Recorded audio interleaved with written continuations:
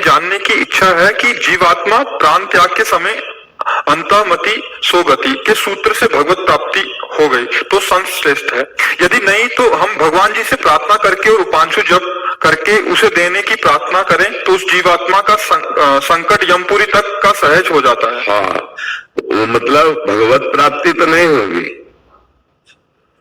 पर उसकी उन्नति हो जाएगी। जैसे कोई जीवात्मा शरीर छोड़ा, अपना संबंधी है और उसने पता नहीं अंतिम समय भगवान का स्मरण किया हो कि ना किया हो, तो हम अगर उसके कल्याण के लिए जैसे यहाँ से पिंड दान करते हैं तो उसे पहुंच जाता ना, ऐसे ही हम यहाँ से जब नाम जप करके उसके लिए संकल्प करें तो नाम जप पहुंच जाएगा, उसको उन्नति होगी। वो जहां होगा उसका दिमाग भगवान की तरफ लगने लगेगा, उसके संकट समस्याएं कटने लगेंगी और वो आगे बढ़ने लगे। भगवत प्राप्ति के मार्ग में वो चलकर भगवत प्राप्ति करेगा, पर ये सहयोग कर देगा, ये उसको भगवत मार्ग में ले आएगा। ऐसा करना चाहिए। इसलिए अपने कुल में मनाया जाता है कोई भगवान का भगत हो जाए तो हमारे पुरखों को तार देगा, नहीं, इसलिए तो संतान की चाह की जाती है कि भाई एक दो संतान हो जाए जो भगवान का भजन करे, कम से कम पिंड दान कर देंगे, 2 अंजलि जल है, पिंड दान है, नाम जप है और साधु सेवा, गौ सेवा, ठाकुर सेवा करके हमारा कल्याण कर देगा। इसीलिए संतान की महिमा है, संतान की महिमा इसीलिए है। तो जैसे हम अपने सरकारी बैंक में जमा पैसे को स्वतंत्र हम किसी को भी ट्रांसफर कर सकते हैं, ऐसे हम भजन पुण्य ये हम किसी भी को दे, अपने बाप दादा पर बाबा किसी को भी दान कर सकते हैं, उनका पक्का कल्याण हो जाएगा, उनका पक्का मंगल हो जाएगा। मंगल मतलब कल्याण के मार्ग में वो लग जाएंगे, जहां भी होंगे वही उन्नति उनकी प्रारंभ हो जाए, क्योंकि बहुत बड़ा पावर गया ना, भजन का पावर गया। तो नाम जप करके देना चाहिए, अपने बुजुर्गों को देना चाहिए, अपने पूज्य जनों को देना चाहिए, इससे बड़ा मंगल होता है। और नाम जप रूपी धन है कठिन, नाम जप करना बड़ा कठिन है, नहीं, देखो ना करके देखो, बहुत कठिन है नाम जप करना।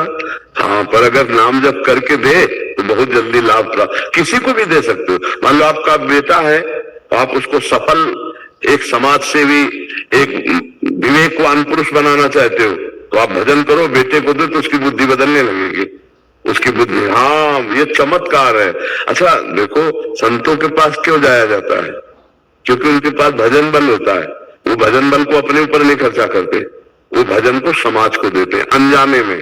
ऐसे थोड़ी था ये ले कोई रसगुल्ला थोड़ी, आप आयो तो दर्शन मात्र से दरस परस अगनाश बास निज संग करो दिन, उनका दिन भर का भजन जो रात दिन होता है वो समाज के काम में आता है। तभी तो बोले हमें गए बड़ी शांति मिली, हमें बड़ा लाभ महसूस हुआ, हमारा हृदय बड़ा प्रसन्न, किससे प्रसन्न हुआ? उनका भजन ट्रांसफर हो रहा। इसीलिए तो संतों को परहित के लिए माना जाता है। जैसे गंगा जी प्रवाहित हो रही केवल परहित के लिए, जैसे वृक्ष है तो परहित के लिए, जैसे भूमि है तो परहित के लिए, ऐसे संत जो है मूर्तिमान परहित का स्वरूप है।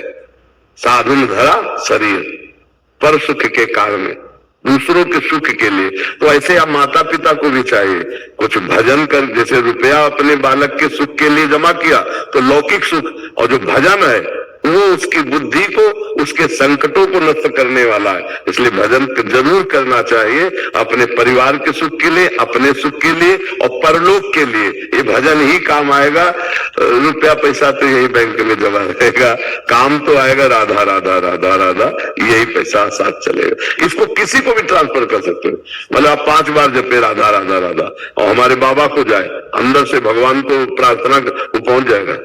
ये सरकारी है, भगवान को पहले दो, भगवान से प्रार्थना करो, वहां पहुंच जाएगा, ऐसा होता है। महाराज जी, जैसे किसी प्रियजन भी है जिसकी डेथ हुई है और जैसे जिसको हम नहीं जानते, दोस्त आके बात आते, जैसे जो भी होते थे, जैसे सुनते वैसे प्रेरणा होती है इसको वांछो जप करके और इसको दे दिया जाए, तो एक मन में भावना रहती है कि ये यमपुरी तक की इसकी यात्रा तो खत्म हो जाएगी। बिल्कुल बिल्कुल। अब तुम्हारा भजन किस कोटि का है, बात है कितना भाई भजन कितना है, अब उसमें समझना पड़ेगा। देखो यमपुरी का मतलब समझो, बिल्कुल आप समझो जेल, जैसे जेल है ना, और जेल में आप उसके नाम से 10,000 20,000 50,000 हर महीना भेज रहे हो, उसको बढ़िया चाय मिलेगी, पेपर भी पढ़ने को मिलेगा, उसके उसमें पंखा भी लग जाए क्योंकि पैसा है ला। ऐसे यहाँ से भजन भेजोगे ना तो यमपुरी से भी हटा दिया जाएगा, वो उसको सुख मिल जाएगा।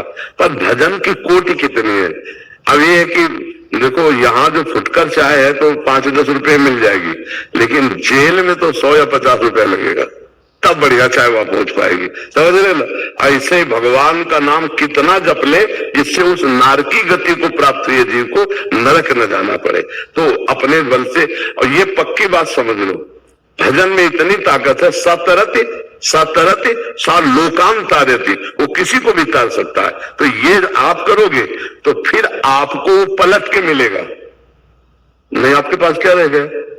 समझ रहे हो? हाँ, नहीं इसका और पुण्य है। जैसे आपने भजन किया और किसी को दान कर दिया तो भजन का फल उसको मिलेगा, लेकिन उसको दान करने का फल आपको लौट के और कई गुना बढ़ के मिलेगा। इसलिए वो भजन करने वाले का तो मंगल ही मंगल है, पक्का मंगल है। तो खूब करो, और ये धंधा है बढ़िया, बहुत बढ़िया धंधा है, परलोक का। जीव को कष्ट से बचा लो और स्वयं भगवान को प्राप्त करो। महाराज जी सिर्फ 2 जगह संकल्प बनता है इसका, बाकी आपकी कृपा से जितना नाम लोग तब आप कराते हो। बस एक यहाँ बनता है, और जब भी कोई जैसे देवता आई है, जैसे कुछ भी मन में आया तो लगता है ये मेरे माता पिता को मिल जाए। हाँ बिल्कुल ठीक है, बिल्कुल ठीक। हाँ बिल्कुल ऐसा होना चाहिए। मातृ देवो भव पितृ देवो भव, माता पिता चाहते भी है कि संतान इसीलिए हो कि हमारा कल्याण कर दे, हमारा मंगल कर दे। बढ़िया है। सुरभि रंजन जी लखनऊ से। राधे राधे स्वामी जी। स्वामी जी, देह बोध से ऊपर कैसे उठे? साधना करने के बाद भी दुख और सुख का अनुभव होता रहता है। नाम जब करो तो देह बोध से ऊपर नाम जब करो